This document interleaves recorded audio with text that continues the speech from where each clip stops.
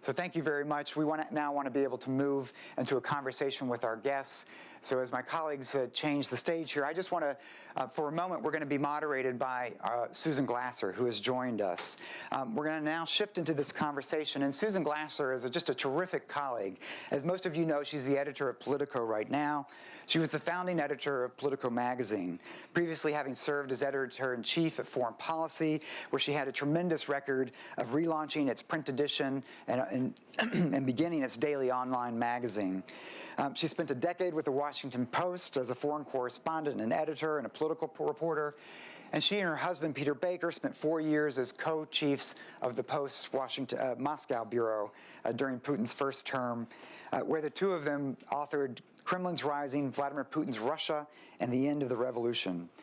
She had a remarkable start to her career as an intern at Roll Call, where she went from being intern to top editor. It's a delight to have you here, Susan, with us today. We're really pleased you're going to do this. Please join me on stage, and I'll invite our colleagues and presenters, and Ambassador John Herbst to join as well, who's been the driving force of the Atlantic Council's work. Thank you.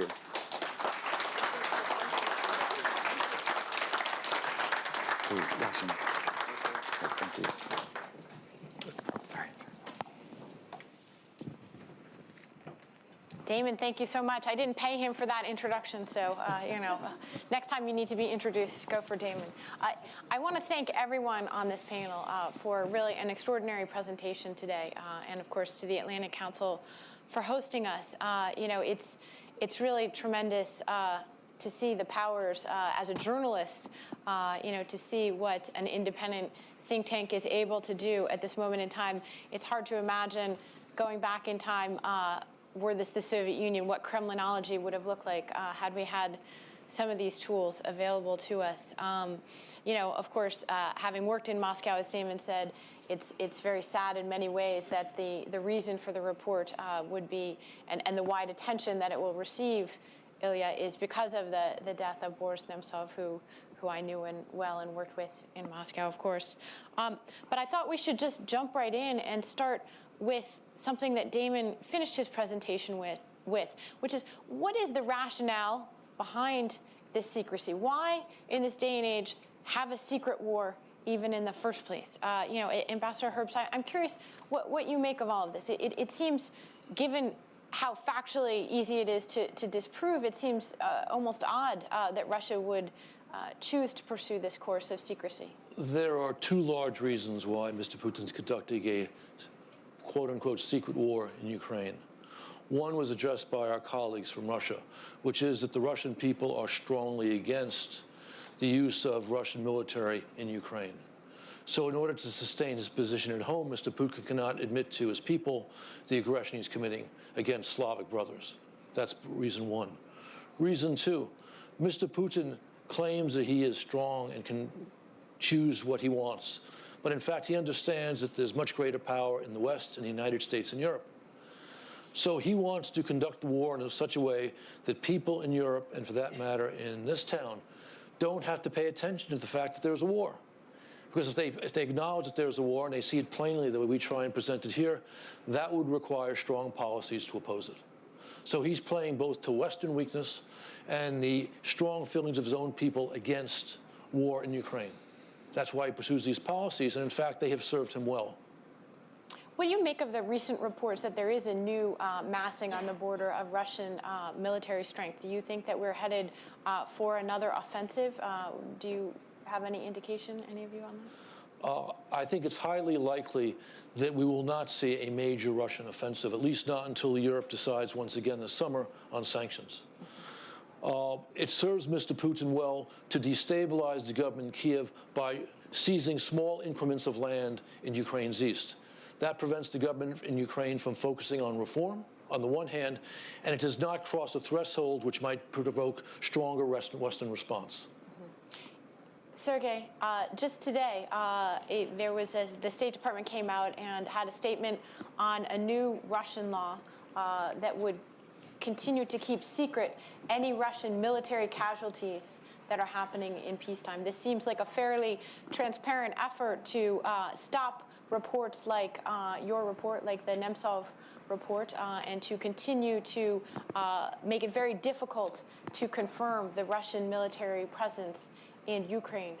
Do you think that people understand what is going on with a law like that in the Duma? Have you found it very hard for Russians to get them to talk about these deaths, or are they succeeding in covering it up? You are very correct in this question, and I have to prevent all of you that all we are talking today about Russian casualties in eastern Ukraine is under Russian secrecy. It's classified information. So please do not bring those reports in Russia. You may be punished and persecuted. And that's it. That's not a joke, unfortunately. And that is not a law. I have to precise. It is the decree signed by President Putin, so it was not approved by the Duma according to the legislation. That's his authority. It's a funny story with this decree because on the one hand, there is no definition what does it mean special operations, because decree says the information on casualties of Russian troops during special operations is classified. But in the law there is no such a term, so we don't know what is classified information. Second, if it is a secret operation, a special operation in Ukraine with use of Russian military troops, this should be approved by the Federation Council, by the upper chamber of the Russian parliament. That was not done. So I seriously do not believe that this decree will be used against us, against Russian mass media who have understanding of the legislation, who have rather good lawyers and who has support in the public opinion. I think that is a decree to make fear for ordinary Russian people, for the relatives of those young men who are losing their lives in Ukraine, who are losing who are casualties, and in fact, we know very well that at the moment authorities just bribing them. They pay them amount from $1 to $2 or $3 million, 3 million rubles per each person, and people kept silent. They forget about their sons, about their husbands, about their brothers, and it's a painful story. But we believe that if this war continues, and if the number of casualties is growing, of course it will not be possible to hide this information. And this decree will be used as an instrument to prevent people to disperse information, to share their knowledge, just for ordinary people, but not for mass media. Mm-hmm. Ilya, was it very difficult to get the information into the report from the different soldiers' families? Were people willing to cooperate? It was very difficult because the people are scared very much. Nemtsov was started to work with his families, and we print Nemtsov's записка, I don't know how to say it in English. Note, yes, Nemtsov's note. It's in our report. He made this note just maybe 1 week before his murder. Trying to find an English version, it's more difficult than in Russian. He made this note by his hand because he was afraid that it's someone can listen, and he made a note. There are 17 families of Russian soldiers who were killed in Ukraine, asked me to help, but they scared to talk. Scared to talk. And that was true, because we started to work with these sources by Nemtsov. So you had access to the sources, to the families? Yes, we called them, these people, we met with them, and the problem was, the problem with these soldiers was before they go into Ukraine, the generals asked them to fire from army formally, just to, if they will get or dead in Ukraine, formally they are not soldiers. And generals, commanders told them that if something will happen with you, your families will get the money as a compensation. And that was lie. The people dead, the soldiers were killed, and families didn't get money. And they asked Nemtsov and other politicians to help to pressure on the Ministry of Defense to get this money. And that's why these people, these families, called to Nemtsov. But they was really scared to tell this in public. And how do you can imagine that after Nemtsov's murder, they didn't become more brave. But we call with these families, we collect the information, and we use the information in this report. Yes, thank you, Sergey. This is Nemtsov's notes, made by his hands, scared to talk. Speaking of fear and intimidation, I wonder if you can update us with what you know about your colleague Vladimir Kara-Murza, who has reportedly been poisoned and who also had been working with Nemtsov and That Nemtsov was the крестный отец. Godfather. Godfather of Kara-Murza's daughter. They was really close. They was really close. And Kara-Murza, it was just personal drama, personal tragedy for Kara-Murza about Nemtsov's murder. You know, for many people, for millions of people in Russia, in all over the world, it was personal tragedy. But for Vladimir Kara-Murza, it was really, really personal tragedy because they were really close. And he is in the hospital now and is poisoned. Yes, he's in a Moscow hospital, and the medical staff from Israel came to Moscow, and they're trying to understand, is it possible to transportate Kara-Murza from Moscow to Israel clinic? But we still have no information about this. They said just that he's in a critical situation because all his body completely full of poison, and his organs stopped to work, and he's just now in medical coma. And I don't know what to say. It's crazy because, you know, it's many people believe that after Nemtsov's murder, for long time it's be safe in a position because they are not crazy, and after Nemtsov's murder they will stop all this aggression, and now we have an answer to this question. The initial information from this Israeli doctor is that Vladimir, if it happens, it's no occasion, took a strange combination of multiple medicines altogether. So that's the medical effect of what's going on with his body, with his. It's very strange. Yeah, the first it was bad yogurt. Bad yogurt. Bad yes. yogurt. Yes. Avoid yogurt at all costs. I think is the thing. No, it's an extraordinary moment. Again, it's so unusual to have these multiple poisonings. Of course, this has happened not once but more than once in recent years. What do you think? Was there anything? I want to ask everyone this actually. What was the most surprising thing that you learned in doing this report? Some fact or information, something that you didn't expect to know in this? Damon, do you want to start? In part, I was surprised by actually how much is out there. And part of that is actually the problem, because as you see, there's so much on social media that if you do Twitter and Instagram and you are active on these social media platforms, you'll see a lot of trolls. You'll see a lot of reaction to anything about Ukraine that sort of presents an opposite perspective. Images of so-called Ukrainian fascist forces, the famous story of crucifying a young boy. So there's a lot out there which is a tactic to sort of blur the picture, muddy the waters, and flood the space. And so if you're looking, how do you know what's real, what's not real? It's, you know, yeah, there are a lot of images out there that look like Russian forces are in Ukraine, but there's a lot else out there. And so what struck me was how much was out there in such a way that you could actually begin to systematically peel that back.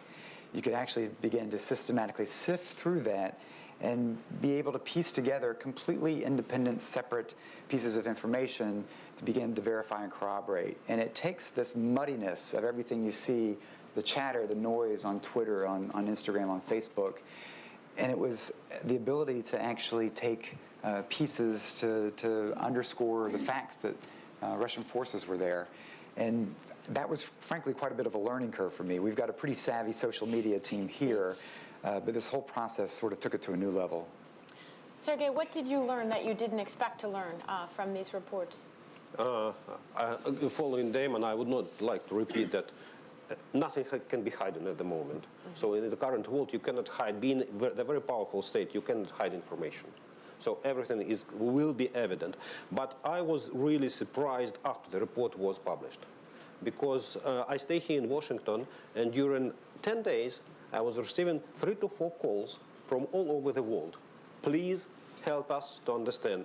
Explain us how you got to your conclusion, how you work on these reports, starting from Washington, New York, London, Paris, Moscow, St. Petersburg, and many other cities in Russia. And sometimes I never visited those cities. I didn't know about their existence, but people called me and found me. And that was the interest in the Russian society, in the international community, on this report, on its conclusion, how trusted it can be. That was most impressive for me.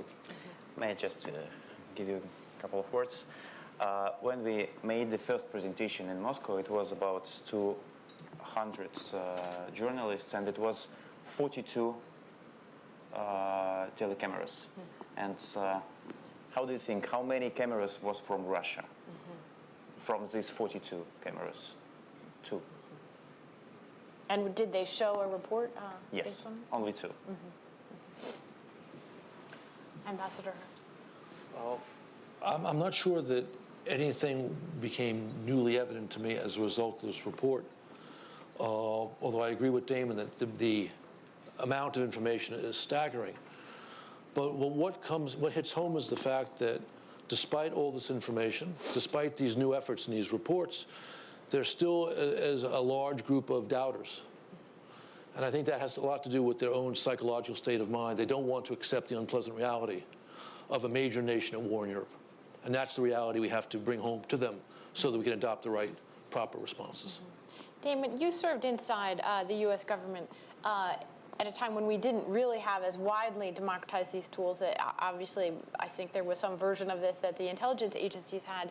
Why has the U.S. government, or European governments for that matter, why have they not been more aggressive, do you think, in presenting this information? Why, there's been reports, of course, that Secretary Kerry has privately shown evidence. NATO headquarters has released various photos at various times. They have not produced anything like this. Why is that, do you think? There are a couple factors. I mean, first, you have to remember that we really did have a resource issue when I was in government.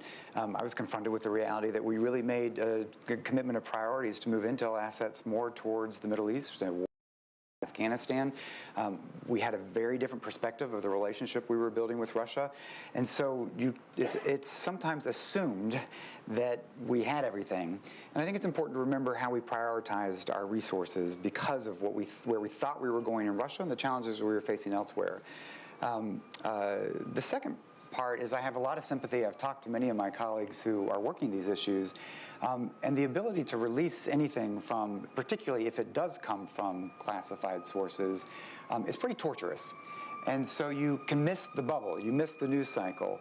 And so I think the administration, I think General Breedlove, I think NATO headquarters has actually done a pretty good job of putting out information, of making the case and retorting. But what we've also seen is that there's a jaded public. These are government sources. We've gone through the Iraq experience.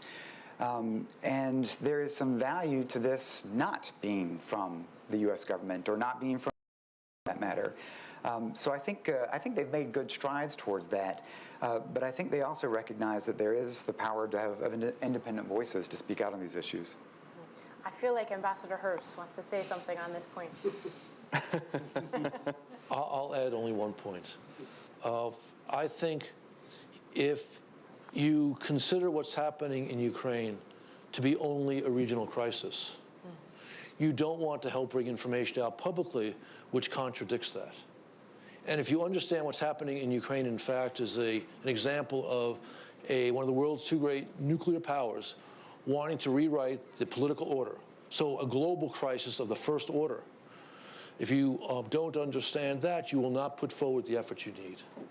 So I think we see an absence of clarity on the fact side, which mirrors an insufficient policy on the policy side. I do want to make sure we get to questions. Everyone's been so patient here. So if you have your questions in mind, we have some microphones here in the room.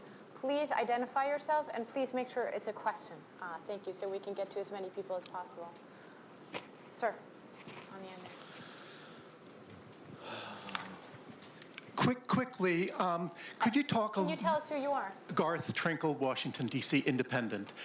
My question is for the two U.S. citizens on the panel, with all respect for the others. Did something happen in August of last year during the Russian military offensive in eastern Ukraine that was not as well captured by the tools of geolocation and the forensic Sherlock Holmes? There seems to be, you have 4 points in your study, and then there seems to be a little bit of a gap at the most important Russian push into eastern Ukraine. Thank you.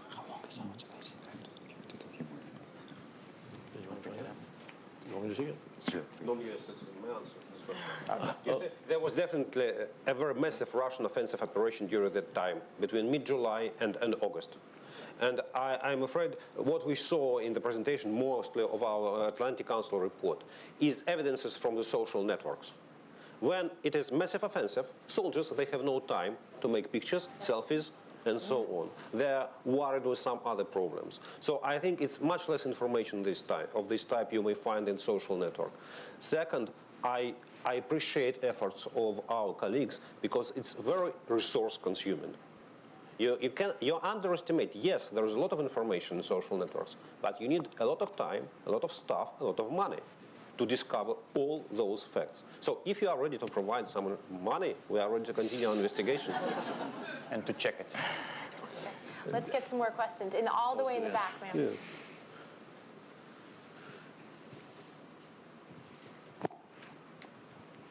Hello. Maria Morton, I have a question for Mr. Yashin. Я по-русски спрошу. Wow. You said that you want to appeal to the Russian society. I would like to know, what do you think? What is the situation with the Russian society today? You know it better. You live in Russia, work in Russia. Today I saw a picture, the polling about Nemtsov on social media, where they asked, do you feel sorry for Nemtsov? This is a very emotional question. 2,000 people said no, about 500 didn't say anything, about 2,000 said yes. I would like to know why it happens. Where those tendencies in the society, whether is that the result of propaganda on TV, or there are other reasons? I am very grateful and thank you for your work. Thank you for your question, and I will answer in Russian if you allow me. The Russian society is in a very difficult psychological condition. Political lobbyists saying that this is a post-imperial syndrome. This is something like phantom pain, when a person loses a hand and sometimes that hand still hurts after it is being amputated. The Russian society probably has the same feeling as a result of losing the empirical feeling. And a lot of our citizens feel this pain because they feel that a huge country was taken away from them. And Putin is playing subtly on these sentiments of our citizens, and he gives this information to them that there is an empire, and somebody took away that empire. But Putin does not recreate this empire. Putin is very aggressive, but at the same time, for Putin, there are only two values: power and money. We have, Sergei and I have Andrei Piatkovsky, who is our colleague, our ally, a Russian oppositionist. He is very clear in his characteristic of the Putin regime. I can only sign his words, under his words. Putin wants to rule as Stalin, but live as Abramovich. like Abramovich lives today, a billionaire. As to the Russian society, the Russian society is traumatized, and Putin continues to make the repetition of this trauma. And for us, it is important to counter this lie. Even his allies who see these lies, they are disappointed in him. And regardless of all these pollings and all negative trends in the Russian society, for us it is very important to show the Russian society a civilized alternative. And we believe that this alternative can be attractive for the Russian society. The alternative is a civilized European state which is not feared of, but is respected. That's something that Nemtsov wanted to do. Not underestimate the historical heritage. Historically, the price of human life in Russia, in the Soviet Union, in Tsarist Russia, was negligible, next to nothing. That's why in the Second World War, Russia, the Soviet Union, has lost, we don't know how much, 25, 27, maybe 30 million people, and nobody is worried, trying to understand this figure, to precise it. Yeah, and that's the issue. That's the issue. People are not worried. One man died. What's the problem? Who is Nemtsov? I never heard about him. I forgot. Yeah, I saw him 20 years ago. He died. He was killed. What's the problem? That's it. Unfortunately, that's the historical heritage as well. Thank you. Now, we're almost out of time, so we have time for hopefully a couple more questions at most. I have one here up in the front.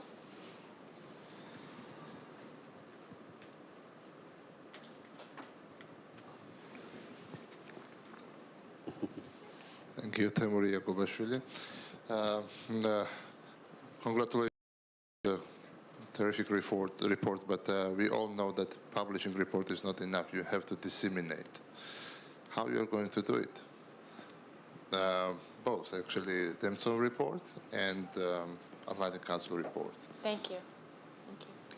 So thanks to many of you, if you're using hashtag Putin at war, before we walked into this room, we were at 29 million Twitter impressions because of the advanced promotion around the release of both of these reports. You in this room are quite committed to this, but you're a small audience. We're aiming for, obviously, a much, much larger audience. So given this is drawn on social media, we've gone on offense on social media. Working with our Russian colleagues, we actually created the Putin at war hashtag, launched it on the same day as the Moscow release of the Nemtsov report, as a way both to galvanize more evidence for folks to share more evidence of that hashtag, but also to begin a dissemination process for both. At the same time, ours is being translated into Russian. We'll be following up with a conference in Berlin, a rollout in Poland, trying to hit a series of targeted areas. We've been requested already to prepare another one in French. So our team, I'm going to look at Max and Alina, have been really on offense, sort of pushing this out. We've got more work to do because I think that point is exactly right. We want to have an English language area here. I think the bigger challenge is hitting a Russian-speaking audience is one that we've been working on, and I'll defer to my colleagues to pick that up. Yeah, Ilya, can you tell us, or Sergey, a little bit about how well distributed your report is inside Russia today? Now we print the small number of our reports. It's about only 2,000, and it's just for presentations in Russian cities. We made a presentation in Moscow, 2 presentations. We made a presentation in St. Petersburg, and we made the presentations in 2 cities very important for Boris Nemtsov. In Nizhny Novgorod, Nemtsov was the first democratically elected, the governor of Nizhny Novgorod region. And we made a presentation in Yaroslavl. Nemtsov was elected as a member of the local parliament in Yaroslavl region. But we have a big plans. We're going to organize a presentation in Chelyabinsk, in Novosibirsk, in Kostroma, in Cheboksary. And in these periods, we're trying to collect money in internet to print the big number of these reports. Now we collected about 1 million rubles. In these 2 weeks, we collected about 2 million rubles. and we believe that we can collect more. We have problems, to be honest, with this work. For example, the PayPal has blocked our account and do not work with us because of political reasons. They send us a message that we're sorry, but we don't want to take part in political projects of Russian opposition. Sorry. But we still continue this job with this work, and finally we will print it, and we will go to Russian society. We would like to start the big national discussion, and we have no alternative just to go to Russian streets, go to Russian factories, go to Russian squares, and just shake million hands, just talk to people like Nemtsov did, like other political activists in Russia did. And we believe that if we make this work complete, the situation in Russia could be changed. Thank you so much. I'm afraid we're out of time for questions. I want to thank everyone here for coming today and all of these authors for these extraordinary reports. Thank you. Thank you. Thank you very much.